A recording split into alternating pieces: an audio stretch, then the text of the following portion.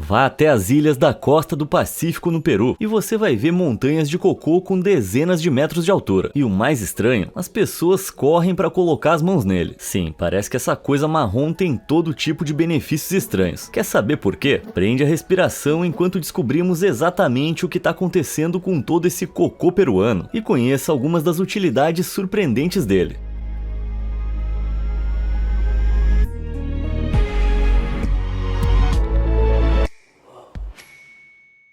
Antes de entrarmos em detalhes, você precisa saber uma coisa. Antes do início do conflito na Ucrânia, a Rússia e a Ucrânia, juntas, exportavam consideráveis 28% do total de fertilizantes do mundo. Como os dois estão um pouco ocupados nesse momento, isso significa menos fertilizante e, consequentemente, menos plantações. Se você gosta tanto de comer quanto eu, essa é uma péssima notícia. Mas um país que não entra em pânico com isso é o Peru. Isso porque ele detém uma das exportações mais valiosas do mundo. Isto é, cocô de pássaro. Nas ilhas do país, vivem aves marinhas como o corvo marinho, o pelicano e o atobá. Cerca de 4 milhões de aves cobrem todas as partes disponíveis das ilhas, onde constroem seus ninhos. Esses animais fazem um banquete com as deliciosas anchovas do mar, e depois as defecam em, como o jornal The Independent chamou, um coquetel sujo, potente com cheiro de peixe. Nossa, muito agradável. Outras coisas pegajosas, como cascas de ovos quebradas e corpos em decomposição de aves,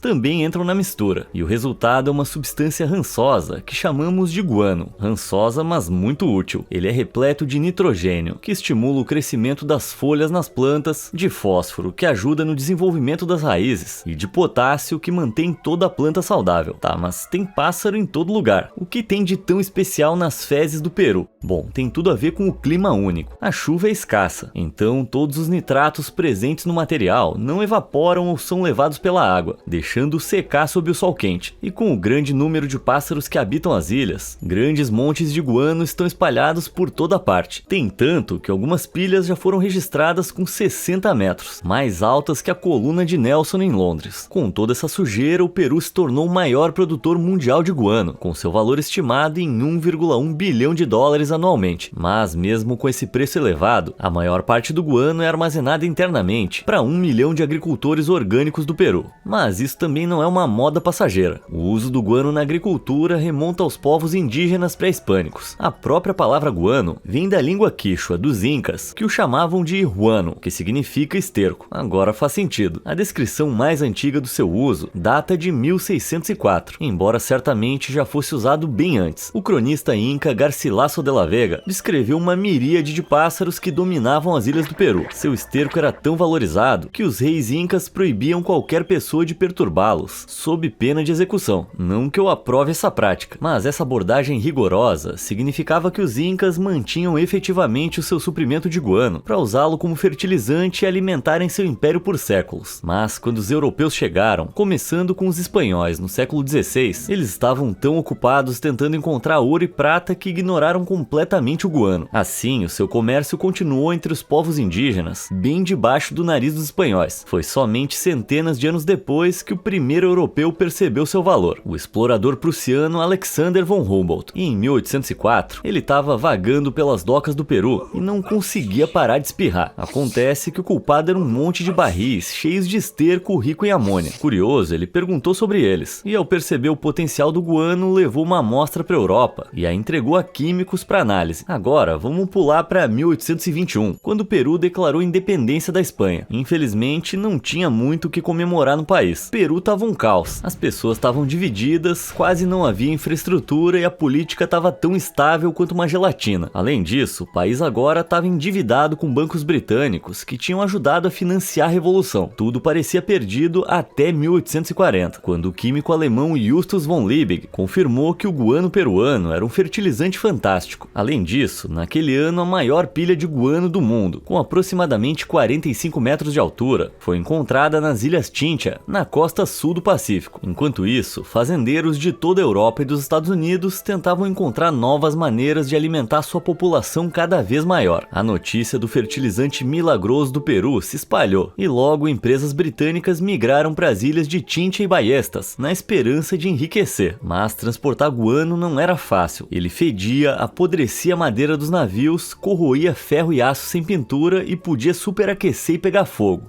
Que maravilha. Mas ninguém se intimidou. O resto da Europa logo seguiu o exemplo, e em seguida os Estados Unidos, que até aprovaram a Lei das Ilhas Guano em 1856, que permitiu aos americanos reivindicar Guano de mais de 100 ilhas desabitadas no Pacífico e no Atlântico. Na década de 1860, empresas chilenas também aderiram e expandiram suas operações de mineração para a costa da Bolívia. Mas você vai ver mais sobre isso depois. O boom durou de 1840 a 1870, com a extração de 12 milhões de toneladas de guano, avaliadas em 500 milhões de dólares. Se você também está atrás de algo muito valioso, eu vou te dar uma dica. Clica aí no botão de curtir e se inscreve aqui no canal, para se manter atualizado com fatos que valem tanto quanto o guano. Mas, continuando, com todo esse dinheiro, o Peru pôde começar a pagar sua dívida, e empreendedores imigrantes foram para a capital, Lima, transformando-a em uma cidade cosmopolita e movimentada. Mas tinha um grande problema com o boom do guano. A maioria dos peruanos nunca viu nenhum dos seus benefícios. Claro, ferrovias e outros projetos públicos foram construídos e modernizados, mas não foi o suficiente para manter a economia crescendo em um ritmo decente. A maior parte do dinheiro permaneceu nas mãos da elite rica de Lima, enquanto regiões como a Serra e a Amazônia ficaram pobres e excluídas do progresso. Como se não bastasse, com o aumento da demanda, trabalhadores da China foram trazidos para a extração do guano, onde enfrentaram condições análogas à escravidão, passaram por discriminação e tiveram que ganhar o suficiente para o transporte e alojamento antes de obter lucro. A forma como o guano era extraído também era um desastre ambiental. Mineiros invadiam as ilhas, ignorando completamente as épocas de reprodução, destruindo hábitats e até matando pássaros para conseguir o material. E apesar da produção do guano crescer ano após ano, a extração irresponsável levou à degradação do precioso suprimento nas ilhas. E esse não foi o único horror que a caça ao guano trouxe. Ao ver a costa boliviana coberta com esse esterco, o Chile quis botar suas mãos nele, e não aceitou um não como resposta. Em 14 de fevereiro de 1879, forças chilenas invadiram o porto boliviano de Antofagasta. A situação se intensificou ainda mais em 5 de abril, quando o Chile declarou oficialmente guerra às forças aliadas da Bolívia e do Peru, dando início à Guerra do Pacífico. Embora muitos fatores estivessem em jogo, o resultado foi a disputa de 3 países por enormes pilhas de fezes. A guerra brutal durou 5 anos, e ao final o Chile emergiu como vencedor. A Bolívia perdeu acesso à sua costa, tornando-se o país sem litoral que conhecemos hoje. O Peru, por sua vez, terminou exatamente como estava antes da independência, endividado. E na década de 1880, anos de exploração desenfreada esgotaram as ilhas, deixando nada para o país reconstruir sua economia falida. Tudo parece bem sombrio para o Peru nesse momento, né? Mas todo esse caos levou o governo peruano a ter uma ideia brilhante. Opa, peraí, e se a gente não destruir os nossos recursos naturais? Então, na virada do século XX, foram aprovadas leis que protegiam as aves marinhas e estabeleciam limites na quantidade de guano que poderia ser coletada, para garantir que os estoques pudessem se recuperar. Sabe, mais ou menos que nem os incas faziam 3 séculos antes, só que sem matar gente. A pesca próximo às costas das ilhas também foi proibida, para que as aves marinhas sempre tivessem anchovas suficientes para encher a barriga. Graças a esses esforços combinados, as populações de aves cresceram de algumas centenas de milhares em 1909 para mais de 30 milhões em 1957. Apesar de todo esse trabalho duro, o El Niño atingiu as ilhas, fazendo com que a camada superficial da água se tornasse muito mais quente do que o normal, levando os peixes a nadar mais fundo, onde a água é mais fria. Sem conseguir mergulhar fundo o suficiente para pegá-los, muitas aves infelizmente morreram de fome. Isso, somado ao aumento dos fertilizantes industriais, fez com que o comércio global de guano declinasse, e em 1971 a receita proveniente do esterco, antes tão cobiçado, despencou para apenas 1/20 do lucro recorde do século anterior. Mesmo assim, a mineração do guano continuou, e em 1997 o Peru deu início a um projeto chamado ProAbonos. Essa iniciativa visava proteger as aves marinhas, preservar a biodiversidade marinha, incentivar a mineração ecológica e subsidiar os preços do guano para pequenos agricultores e comunidades indígenas. Em 2010, o Peru ainda era o líder mundial na produção de guano, e em 2022 a produção anual era de 33 mil a 44 mil toneladas. Avançando para o Peru de hoje em dia, Esse barco, chamado Pelicano, ainda navega até o litoral das ilhas para recolher sua carga. Ninguém mora lá. Então, a cada ano, o Ministério da Agricultura e Irrigação do Peru seleciona cerca de 400 homens para trabalhar como coletores de guano por 8 meses. E eles ainda fazem isso à moda antiga, usando ferramentas e as mãos. Máquinas não são uma opção, porque o terreno é muito acidentado e escorregadio, além do que o barulho ia assustar as aves. Assim, todos os dias, durante esses 8 meses, os trabalhadores carregam até 120 sacos cada, que pesam individualmente mais de 20 quilos.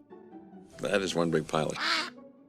É realmente exaustivo, e devido ao clima quente do Peru, os mineiros acordam às 4 da manhã e encerram seus turnos ao meio-dia para escapar do calor escaldante. Embora o trabalho seja exaustivo e sujo, mais de 60% dos mineiros retornam de uma colheita para outra, por causa dos bônus que o trabalho proporciona, como refeições gratuitas e plano de saúde. Além disso, os trabalhadores nas ilhas podem ganhar mais de $750 ao mês, mais que o dobro do salário mínimo peruano, e eles não são pagos para serem cruéis. A forma como o guano é extraído é muito mais sustentável do que era no século XIX. As ilhas são escolhidas somente após uma avaliação por biólogos, para garantir que nenhuma ave esteja fazendo ninhos, e o trabalho geralmente se limita a apenas algumas ilhas. Mas caçadores ilegais são um problema, conhecidos por abater 200 animais ou mais em uma noite, para vender a carne por um preço baixo. Por isso, um guarda fica de olho o tempo todo. Os agricultores peruanos preferem usar guano, já que muitos deles não têm condições de comprar fertilizantes químicos.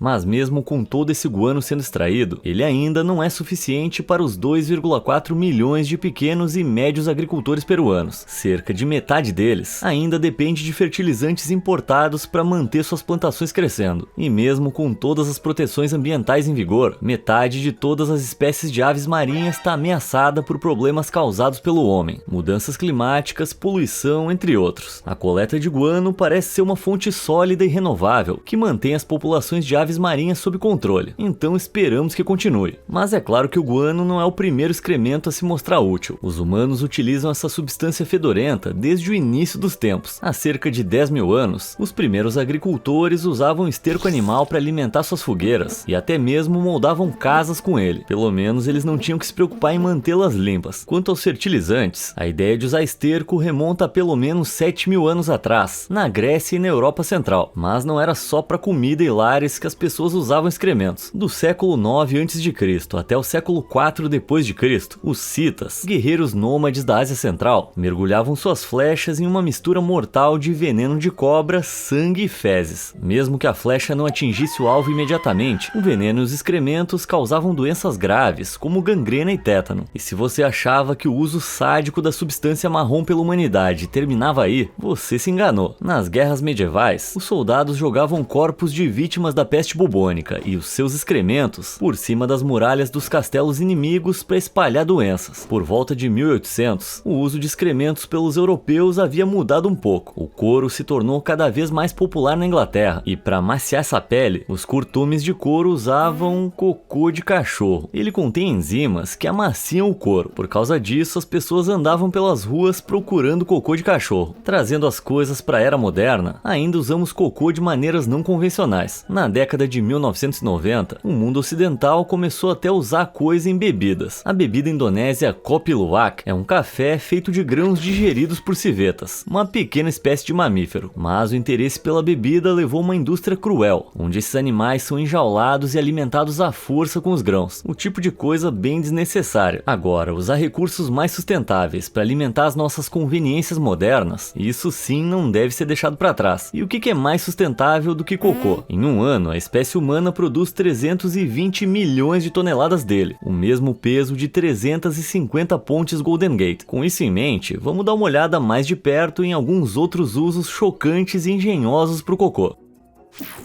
Com todo o gás. E por que usar o cocô só na Terra se também dá para usar no espaço? Pois é, aqueles nerds da NASA pensaram a mesma coisa em 2006, quando a agência espacial planejava construir uma base na Lua entre 2019 e 2024. Obviamente, esse grande plano nunca se concretizou, mas mesmo assim, eles tiveram algumas ideias excelentes. Normalmente, as fezes dos astronautas são armazenadas em recipientes que queimam ao reentrar na atmosfera do nosso planeta, mas em missões muito longas, a enorme quantidade de detritos a serem trazidos seria muito impraticável. Então a NASA recorreu à Universidade da Flórida em busca de ajuda para encontrar um uso para todas essas fezes, digamos, para ajudar a abastecer foguetes. Os cientistas Pratap Pullamanapalli e Abhishek Doble aceitaram o desafio fedorento. Acontece que a ideia não era tão ruim quanto parecia. Eles testaram quanto metano poderia ser produzido a partir de resíduos e com que rapidez, e finalmente desenvolveram um processo de digestão anaeróbica que decompõe os resíduos, mata patógenos nocivos e produz biogás, principalmente metano e dióxido de carbono. Esse processo poderia gerar mais de 290 litros de metano por tripulação por dia, tudo em uma semana, e abastecer os foguetes da espaçonave, o que significa que a nave não precisaria carregar tanto combustível tradicional pesado. Além disso, o processo anaeróbico também produz cerca de 750 litros de água, embora eles definitivamente não vão beber essa coisa. Em vez disso, seria dividido em hidrogênio e oxigênio para o ar de reserva da nave. Quem diria? Mas a NASA não era o único grupo de nerds espaciais tentando transformar cocô em algo útil. A Inspiration Mars Foundation tinha planos ambiciosos para chegar a Marte em 2018, depois em 2021, e agora, quem sabe? A sua missão hipotética enfrentou alguns problemas complexos, como proteger a tripulação dos perigosos raios cósmicos do Sol, o que poderia aumentar o risco de câncer em 3%. Outro problema é que, ironicamente, no espaço não tem muito espaço. Você precisa bastante área para comida e água, e quando a tripulação faz suas necessidades, elas também têm que ser armazenadas na nave. Então a Inspiration Mars decidiu matar 2 coelhos com uma cajadada, ao revestir as paredes da nave com uma barreira protetora de quase 40 centímetros de espessura, com comida, água e cocô. No início da missão, a nave estaria lotada de sacos de comida e água. À medida que a missão de 501 dias prosseguisse e a tripulação comesse e bebesse seus suprimentos, os sacos vazios seriam preenchidos com fezes. O pesquisador Tabor McCallum explicou que depois que os astronautas fizessem as necessidades, seus dejetos seriam ensacados, desidratados e usados como escudo contra a radiação. E o que é mais estranho, McCallum disse que a água removida dos dejetos desidratados poderia ser reciclada para beber. Pode parecer loucura, mas cientistas da Universidade Cornell tiveram uma ideia semelhante, chegando a desenvolver um traje espacial com um filtro embutido, transformando urina em água em apenas 5 minutos. Beleza, acabou aqui o meu sonho de ser astronauta. Usar água para se proteger contra raios também não é uma ideia completamente maluca, já que ela é rica em hidrogênio, que bloqueia a radiação de nêutrons, e o mesmo vale para a urina. Quanto à eficácia das fezes, eu já não sei dizer. E quem é que ia querer viver numa nave espacial com paredes cheias de cocô seco? Bom, talvez isso explique por que essa empresa nunca chegou ao espaço. Ibuprofezes.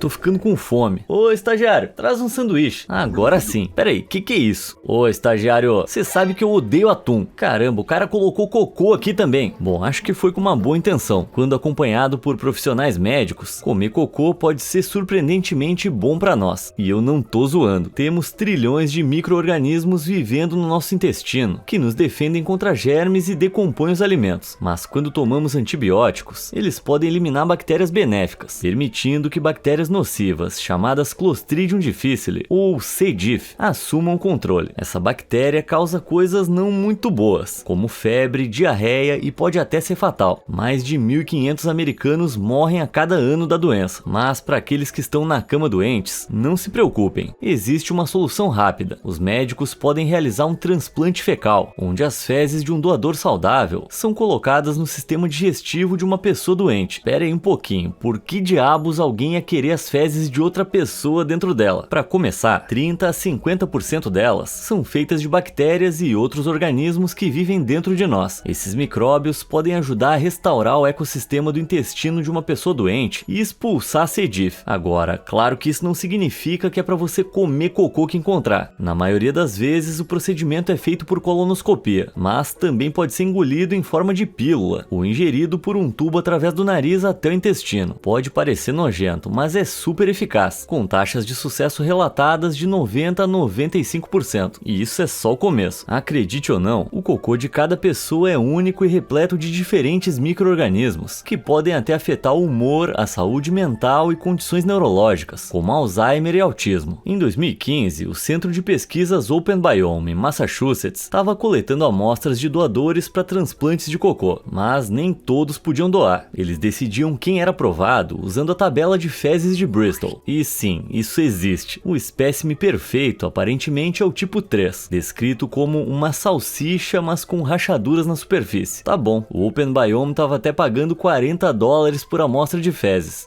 Deixa eu ir ali no banheiro rapidinho fazer uma grana. O poder do número 2. Tem gente que só consegue fazer o número 2 em casa, mas imagina como seria se o seu número 2 abastecesse sua casa. Bem, em 2010, a empresa de energia cêntrica de Didcot em Oxfordshire, na Inglaterra, inaugurou uma nova e brilhante usina de biogás que abasteceria 200 casas, com calor produzido a partir de dejetos humanos. Mas não se preocupe, a cidade de Didcot não ficou especialmente fedorenta. O cocô passa por digestão anaeróbica, que o transforma em combustível e remove todo o odor desagradável. Primeiro, esses dejetos em forma de esgoto são coletados em tanques herméticos, onde são aquecidos. Micro-organismos são adicionados à mistura para decompor os resíduos, produzindo um biogás rico em metano. Esse metano é então purificado e queimado em uma turbina de combustão, que converte a energia armazenada no metano em eletricidade. E voilá! Só que no momento não é a coisa mais eficiente que existe. São necessárias as fezes de 100 mil pessoas para gerar 51 kW de eletricidade, o suficiente para alimentar de 3.000 a 5.000 lâmpadas de LED de baixo consumo. E da descarga do vaso sanitário até o piscar da lâmpada é um processo de 23 dias. Mas tá só no começo. As empresas de energia britânicas esperam implementar isso em todo o Reino Unido, já que o processo emite muito menos dióxido de carbono do que a queima de combustíveis fósseis. Em 2021, a Thames Water elaborou um plano para usar o calor extra do esgoto para aquecer mais de 2.000 novas casas em Kingston upon Thames, no sudoeste de Londres. Normalmente, a água desse processo é tratada e devolvida aos rios, mas nesse caso, cerca de 1/3 dela vai ser enviado para uma nova central energética em Hogsmill, para aquecer a água do conjunto habitacional de Kingston. Isso poderia reduzir mais de 110 mil toneladas de emissões de carbono em 30 anos, o equivalente a mais de 150 mil voos de ida e volta de Londres para Nova York. Mas não são só as fezes humanas que alimentam coisas. Em 2010, esterco de galinha foi usado em uma usina de biogás em Cirencester, na Inglaterra, queimando as fezes em um gerador para produzir calor e eletricidade. Embora novas no Reino Unido, as usinas de biogás são comuns no resto da Europa, especialmente na Alemanha e na Suécia. Pode ser que um dia 15% da energia consumida na Grã-Bretanha seja proveniente de esgoto, alimentos velhos descartados por supermercados e resíduos orgânicos produzidos por empresas como cervejarias. Na Índia, com a disparada dos preços da energia, as pessoas também recorreram aos animais para produzir o seu combustível. Existem cerca de 308 milhões de vacas no país, que produzem enormes 3,3 milhões de toneladas de esterco todos os anos. No momento, a Índia precisa comprar cerca de metade do seu gás natural, só que esse é um dinheiro que eles preferiam manter no próprio bolso. Então o governo entrou em ação e começou a investir na digestão anaeróbica, transformando resíduos em gás. Para impulsionar a indústria do biogás, eles até disseram aos fornecedores de gás que a partir de 2025, eles precisam misturar 1% de biometano em seu gás natural. Esse é o metano criado pela melhoria do biogás, o que significa remover o CO2 e outras partes ruins, tornando-o limpo e utilizável. Até 2028, esse 1% deve aumentar para 5%. No geral, parece que o futuro vai ser uma maravilha. Acho que esse som é um aviso de que a gente chegou ao fim do vídeo. Qual fato sobre fezes mais te impressionou? E você conhece outros usos pra coisa que eu esqueci de falar? Me conta nos comentários e obrigado por assistir.